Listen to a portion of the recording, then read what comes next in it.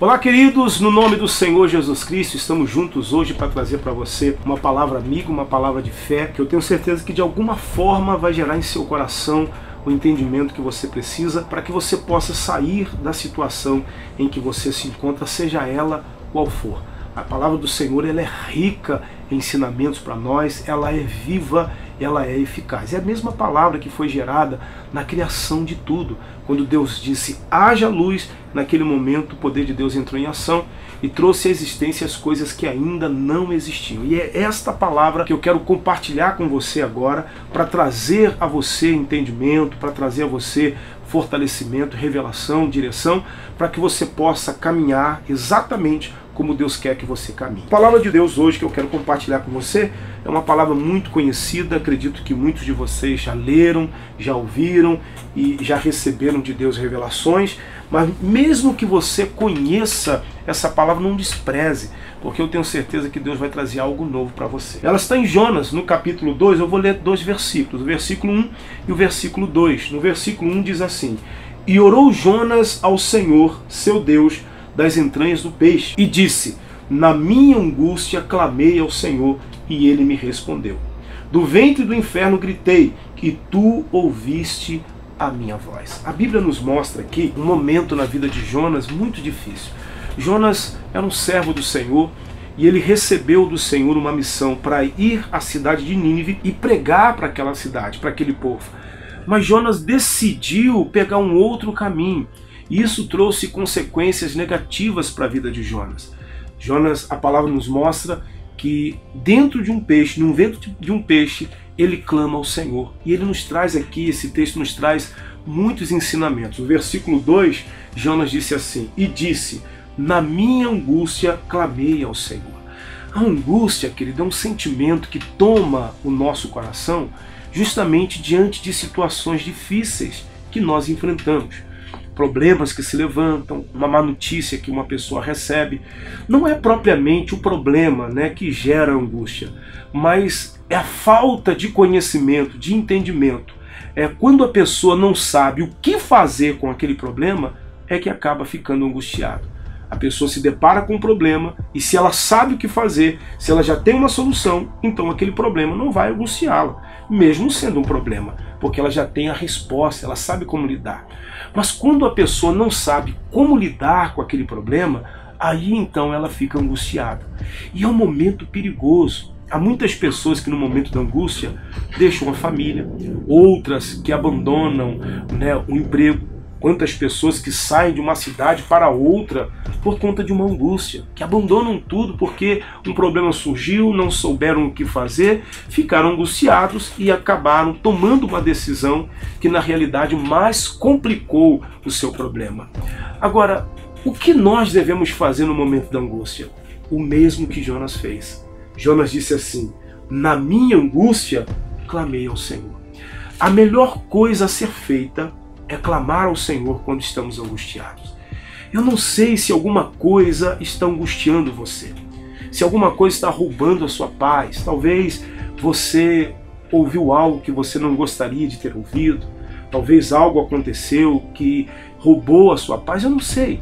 Mas eu sei que a melhor coisa a ser feita no momento em que estamos angustiados é orar ao Senhor. Jonas, ele tomou a decisão certa. Ele disse, na minha angústia clamei ao Senhor, e Ele me respondeu. Deus sempre nos responde quando nós clamamos. Até mesmo o silêncio de Deus diante de algumas situações é como uma resposta para aqueles que estão realmente conectados com Ele. Ele sabe exatamente o que Deus quer dizer quando Ele também não responde nada. Ele sempre nos responde na realidade.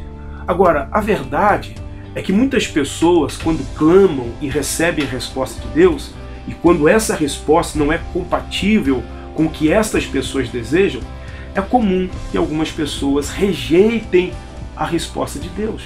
A Bíblia nos dá o exemplo da nação de Israel, que pediu a Jeremias que consultasse o Senhor por eles, e quando Jeremias consultou, eles já até disseram que Deus falar, nós vamos fazer. E quando Jeremias consultou o Senhor e que a resposta não estava de acordo com aquilo que eles já haviam decidido no coração, eles rejeitaram. e chegaram a dizer para Jeremias que não era Deus que estava falando com eles. E há muitas pessoas assim. Na realidade, alguns não querem uma resposta, alguns querem uma confirmação. E quando a palavra vem e que não está de acordo com aquilo que eles já decidiram no coração, alguns tendem a rejeitar a palavra do Senhor. O que nós precisamos saber é que quando nós clamamos ao Senhor, nem sempre o que Deus vai nos falar é o que queremos ouvir, mas sempre é o que precisamos ouvir. Saiba que a palavra que Deus lhe der, mesmo que ela seja contrária ao que você está pensando, mesmo que ela seja contrária ao que você está desejando, é o melhor para você. A melhor coisa a ser feita é você ouvir essa palavra e fazer exatamente como Deus está lhe dizendo. Ainda que aquilo que Deus está lhe falando vá contra tudo que você imaginava, vá contra tudo que você pensava. É comum algumas pessoas, por falta até mesmo de temor a Deus, quando recebem uma palavra contrária àquilo que eles desejam ou àquilo que eles estão praticando, alguns até distorcem a palavra para adequar a forma como eles estão vivendo, para adequar a doutrina que eles estão pregando. Quando, na verdade, a doutrina deveria ter sido formada, criada em torno da palavra, de acordo com a palavra, mas alguns distorcem a palavra. O que você precisa, quando a palavra vem, é fazer exatamente o que a palavra de Deus está revelando a você. Jonas disse: na minha angústia, clamei ao Senhor. O que você está fazendo nesse momento de angústia? O que você tem feito nesse momento em que uma luta se levantou, um problema e tem angustiado o seu coração? Jonas clamou, Deus respondeu. Deus também vai te responder. Veja o que Jonas diz ainda no versículo 2. Do ventre do inferno gritei, e tu ouviste a minha voz. Jonas estava no ventre de um peixe, literalmente. E ele descreve como ventre do inferno, como diz numa outra versão, como ventre do abismo. Agora, como Jonas foi parar lá? Será que Deus quis que Jonas estivesse na condição que ele estivesse? Era a vontade de Deus? Não. O que Jonas na realidade estava enfrentando era fruto de uma escolha errada que ele havia feito. Como havia dito no início, Deus mandou Jonas ir para Nínive, ele compra uma passagem para ir para Tarsis. E a sua desobediência o coloca na condição em que ele estava, ou seja, foi uma escolha que ele fez, uma decisão errada que ele tomou, que o colocou naquela situação de aperto. Queridos, a verdade é que muitos problemas que acabam nos gerando angústia são provocados por nós. Porque muitas vezes o Senhor tenta nos guiar pela palavra e insistimos em fazer aquilo que o nosso coração quer e não aquilo que o Senhor deseja. E é aí então que nos deparamos com situações difíceis. Quantas pessoas que estão me ouvindo agora que estão em apertos, mas essa situação que elas estão enfrentando, infelizmente, foram geradas por elas. Foram decisões que elas tomaram. Não foi a vontade de Deus que Jonas chegasse àquela situação, mas foi uma escolha errada que ele fez, que o colocou naquela situação. Mas a Bíblia nos mostra no versículo 1 que Jonas clamou. Ele disse que do ventre do peixe ele gritou e Deus ouviu. Aqui no versículo 2, no finalzinho, ele diz: do ventre do abismo gritei e tu ouviste a minha voz. A primeira coisa nesse versículo aqui, nessa parte do versículo que eu quero dizer, é que não importa a situação em que você se encontre hoje, enquanto a vida há esperança, você pode clamar e Deus vai tirar você dessa situação. Seja ela qual for, não está tudo acabado, querido.